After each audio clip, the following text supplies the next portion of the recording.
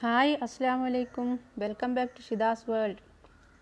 ഇന്ന് ഞാൻ passion fruit കൊണ്ടുള്ള ഒരു സിമ്പിൾ റെസിപ്പി ആയിട്ടാണ് വന്നിട്ടുള്ളത്. നമ്മൾ പാഷൻ ഫ്രൂട്ട് ജ്യൂസായിട്ടും അല്ലാതെയും ഒക്കെ കഴിച്ചിട്ടുണ്ടാവും. ചിലർ ഇതിനെ ചമ്മന്തിയായിട്ടും ട്രൈ ചെയ്തിട്ടുണ്ട്. ധാരാളം കാൽഷ്യവും അയണും ഒക്കെ അടങ്ങിയിട്ടുള്ള ഒരു ഫ്രൂട്ടാണിത്. ഷുഗർ കുറയാനും കൊളസ്ട്രോൾ കുറയാനും ഒക്കെ ഇത് ധാരാളം ആളുകൾ ഉപയോഗിച്ച് വരുന്നുണ്ട്. ഇന്ന് ഞാൻ പാഷൻ ഫ്രൂട്ട് കൊണ്ട് ഒരു സിമ്പിളായിട്ടുള്ള വളരെ എളുപ്പത്തിലുണ്ടാക്കാവുന്ന ഒരു റെസിപ്പിയാണ് പരീക്ഷിക്കുന്നത്. വളരെ എളുപ്പത്തിൽ പെട്ടെന്നുണ്ടാക്കാവുന്ന ഈ കറി നമുക്ക് ചോറിനോടൊപ്പം കഴിക്കാം. ഇത് എങ്ങനെയാണ് ഉണ്ടാക്കുന്നതെന്ന് നമുക്ക് നോക്കാം. നല്ല പുളിയുള്ള 4 പാഷൻ ഫ്രൂട്ടിൻ്റെ ഉൾഭാഗം ഞാനിവിടെ എടുത്തു വെച്ചിട്ടുണ്ട്. ഒരു പാൻ അടുപ്പത്ത് വെച്ച് ചൂടാവുമ്പോൾ അതിലേക്ക് ഞാൻ 2 ടേബിൾ സ്പൂൺ വെളിച്ചെണ്ണ വെച്ചിട്ടുണ്ട്. അതിലേക്ക് ഞാൻ ഒരു ചെറിയ പീസ് ഇഞ്ചി ചതച്ചത് കൂടി ചേർത്ത് കൊടുത്തു.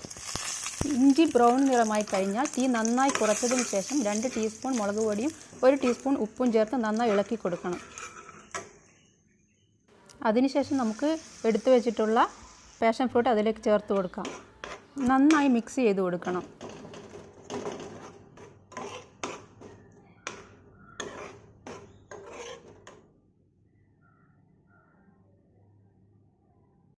അതിനുശേഷം ഞാൻ ഇതിലേക്ക് ഉരുക്കിയ ശർക്കര 2 ടേബിൾ സ്പൂൺ ഒഴിച്ച് കൊടുക്കുന്നുണ്ട്.